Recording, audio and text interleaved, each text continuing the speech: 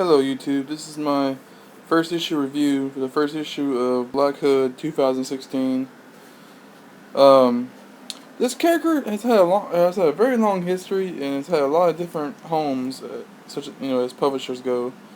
The Black Hood and a lot of other superheroes were made for the Archie Comics comic book run in the late 30s, early 40s.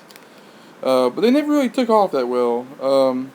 They've since been bounced back and forth between DC, Archie Comics, and a couple other publishers.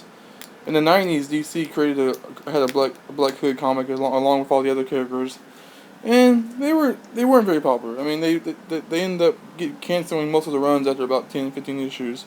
But I guess they keep trying, because here we go again with the Black Hood. Now, this is the only one I've seen. I haven't seen any like Steel or The Fly or any of the other characters yet in the new incarnation. So I'm going to talk kind of briefly about this one. The Black Hood is basically a character that traditionally is a non-powered vigilante who has like a magical hood that basically, when he puts it on, it compels him to fight crime and be a vigilante. It's kind of similar to Ghost Rider. Like basically a magical entity is makes a host, fight for him, and it's like a legacy hero. Like he's always somebody different. Well, this comic doesn't really like go into the magical aspect of it or the supernatural aspect of it at all.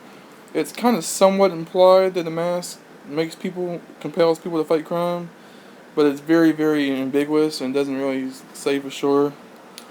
But essentially, it's about a cop who just happens to be in the wrong place at the wrong time. Is breaking up a fight between the Black Hood and some criminals.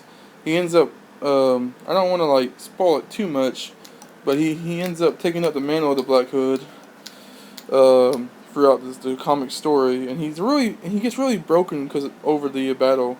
The fight leaves him very in bad shape. His life's fallen to shambles, and he's been through a personal hell, and so he puts the mask on and ends up becoming like a vigilante. And yeah, and it's an okay comic. The art is I really don't like the art. It's really kind of like grimy and not that great. Especially people's faces just look weird to me. And the story is kind of like somewhat bland. I mean, it's okay, but it's not too much detail. This is mostly building up for something. And so yeah, I'd probably give it about a 2. I'll give it 2 out of 5. This has been the Black Hood. Thank you guys for watching.